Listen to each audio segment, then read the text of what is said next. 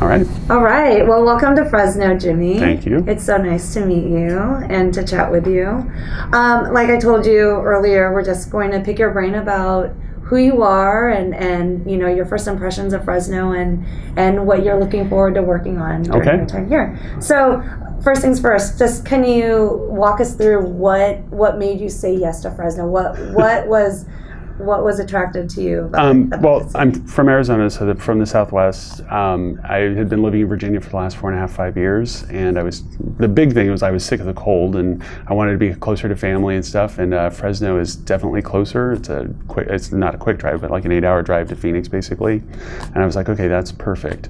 I had known multiple people who had lived here who all had great things to say about it, so yeah, it was kind of a no-brainer at that point to go for the job and really try to get it and end up here. So it just sounded like a good opportunity.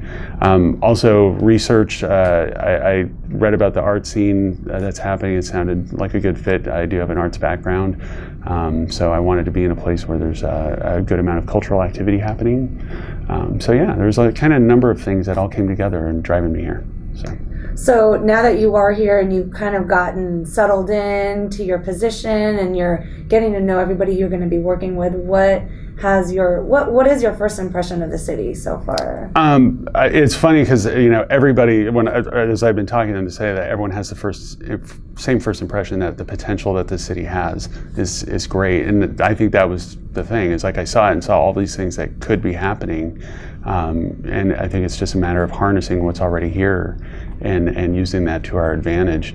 I think from the meetings I've been having and talking to people, I've noticed there's a number of things that are literally already there and no one has tapped into how to gather that information, communicate that information, and get people really working together to make some of this happen, whether it's driving new business into downtown, better marketing downtown and what's happening here, and just telling the basic story of the area. I think it's all those things can happen pretty easily and help us thrive. So you kind of touched on this already. You came from Virginia. You also are from the Phoenix area, and you spent a lot of time working there. Can you talk about your experience in those, or your experiences in those cities, and how you are hoping to bring that into our community? Yeah, in downtown Phoenix, when I started, I had a fine arts degree. I was working for the Phoenix Symphony as an assistant box office manager, but I had fallen into the downtown Phoenix arts community as a musician, playing at galleries and out on the street and stuff. And I loved my city, and I wanted to make the best of it. And downtown Phoenix was just barely starting to turn around. There were sports teams there, but people would go to sports events and then leave. They wouldn't stick around. The art scene seemed to be the only thing really happening. From there, I was able to kind of channel that. I got the job with the Downtown Phoenix Partnership doing business development, which something I had no idea what I was doing when I got into it. I was like, okay, I'll give it a shot, and it worked out. They took a chance on me, and I fell in love with downtowns and making downtowns vibrant and selling them to people and convincing them, and it worked. I mean, I bought a house in downtown Phoenix, and my parents thought I was crazy for doing that. They're like, why would you want to live out there? They lived in the suburbs in Peoria, and I was like, no, it's fantastic, and after they saw what was really happening down there, they fell in love with it and were spending more time at my house than their own, it seemed like. So from there, I went to downtown Tempe, Arizona, which is a part of the metro area of Phoenix. There I had quite a bit of success with business development programs and attracting new businesses there, as well as marketing and doing all types of placemaking activities. And we converted an old abandoned theater into an art space. I mean, we did all types of cool stuff there, and it worked out really well for us. And Tempe is just, both Phoenix and Tempe at this point are booming, and I'm happy to say I played a role in both those cities over my time. After about 10 years of doing that in Arizona, I ended up getting the job as executive director in downtown Hampton. Got there and kind of inherited a whole different world. There was nothing happening in that downtown at the time, literally nothing.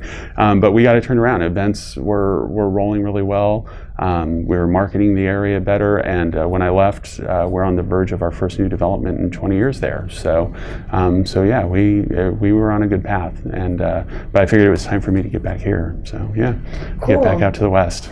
Well, you're coming to a downtown Fresno that is, still kind of feeling the buzz from the grand reopening of Fulton Street. And, you talked about the art scene. That's something that's very important to everybody who's here. Not only the people who live here, but the people who live in surrounding areas. It is a driving force. So you are lucky to have that. How do you feel about, or what do you think the challenges are that you're going to be facing with downtown Fresno and kind of keeping that energy going with Fulton Street now? It's funny because it's like, I've read the articles and everyone says how they were expecting it to change overnight. And it doesn't. It takes time. It takes a lot of time and a lot of efforts.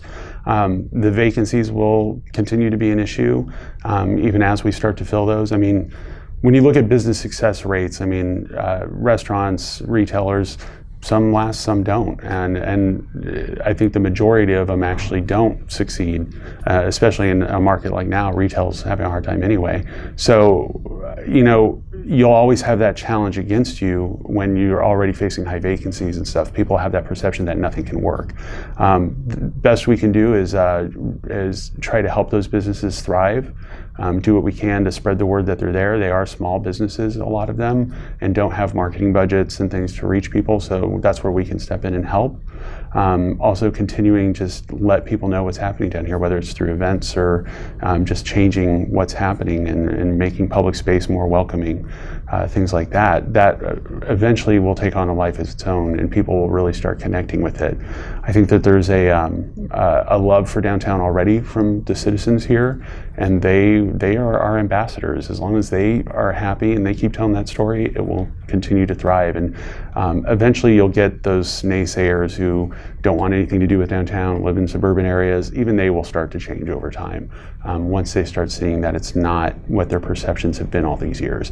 And from what I can tell from my conversations with people I've known who've lived here since I've moved here and before, it sounds like downtown Fresno has changed quite a bit just in the last 10 to 15 years, and that it's on that good path and it will continue. I think you're at the tipping point of a lot changing. So for sure.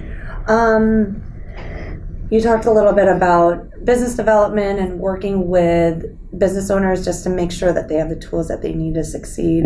Are there any new programs or any things that you can think of that aren't in play now that you think could benefit them?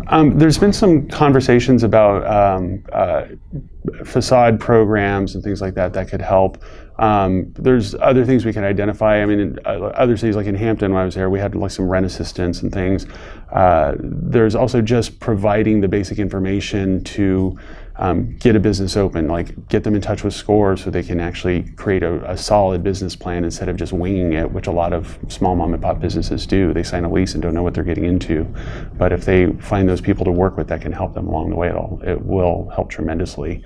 I do think that we can foster partnerships with other groups, whether it's chambers of commerce and the EDC and groups like that if we make those connections and get these businesses working with them, it will be easier for them to succeed going forward. But yeah, there'll be incentive programs I think that the city is looking at. We could look at some for our organization and see where we could go forward in order to help them also a little more. And then of course we also have any of the marketing efforts that we will be undertaking, whether it's through digital media, our website, which can help get them exposure. A lot of small businesses don't understand SEO. So a downtown website that houses information for them can help redirect to them and get them new web traffic. Social media, a lot of small business owners don't want to take the time to understand social media, and it's something that we can play a role in for very little money, that we can help at least get them some more attention and even possibly train them to do a better job with it themselves. So there's tons of things that we can fill that role in, either directly through our organization or through partnerships with other groups. So I want to go back to the fun stuff that we were talking about before the cameras rolled. Okay. You talked about, because I asked you, if you've been able to explore the businesses and the different restaurants and stuff. What have been some of your favorites? Just off the top of my head, favorites, Hot PK I've really, really enjoyed. Los Panchos was good. Take 3 was good. But so far, pretty much all the restaurants I've been to, the Stacker Shed, all of them have been great. I haven't had a bad experience yet. So the food's been solid, and I believe I'm a total foodie, so I'm a food snob, and I've been very happy so far with all of our restaurants down here. Good, so your standards are high. Yes. You know. Yeah. Okay. Yeah, my thing with it is that if I could get them to stay open later, that'll be a huge win because I'm a late night person and I want to eat late usually. And so that's something I think we got to really focus on, is get them the commitment to stay open. Yeah. What are some of the other fun things kind of on the vision board? We talked about one thing, but if there's anything else that you had, that's something that's important to you that you wanted to bring up to, your board and to the community that maybe you haven't talked about yet. I would say in the long-term plans, placemaking projects.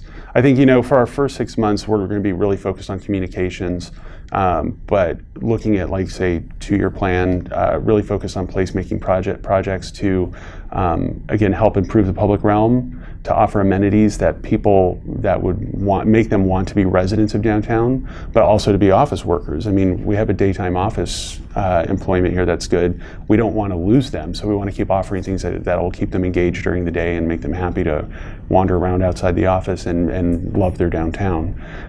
But then focusing on the residential component too, and anything that can help drive new residential development and encourage people to want to live here and build that demand. So looking at things from improving parks and access to parks and dog parks and things like that is going to be a big piece of that going forward, as well as just making sure that it's safe for people to bicycle around or do physical activity, running, make sure the sidewalks are clean and all that. Those are all going to be kind of bigger projects, I think, in the long term that we really want to jump on, and it kind of is also fun to do all that too. So, yeah. What is your vision for the 20s to 30s group who all want to do everything downtown and keep them engaged and keep them wanting to stay? Well, I mean, if you look nationally, there's been a trend for millennials to want to be part of urban areas. It's happened all over the country. It's actually revitalized a number of cities in the country already, and it's something that should be fairly easy to tap into at this point, as long as housing is affordable and obtainable for them. But to keep them engaged, again, focusing on the amenities that they want. They tend to have a little more active of a lifestyle, be out doing things, make sure it's easy for them to get to that. Focusing on building up more of a nightlife will be an important component of that. Seeing the breweries open, like Tega Sequoia and Hot PK and Zach's is on the way, encouraging that, getting some distilleries, some other bars and things that they can have fun at, and the nightlife will be a huge component of that. Continuing to build up events like the Art Hop and Dragon the Main and stuff will help them stay engaged as well. So yeah, just focusing on lifestyle really will be the thing to I think to retain them and make them want to be a part of it more. Job-wise, I think we're seeing groups like Bitwise and the co-working spaces giving them an opportunity to really pursue entrepreneurial efforts on their own, as well as find decent employers to work for.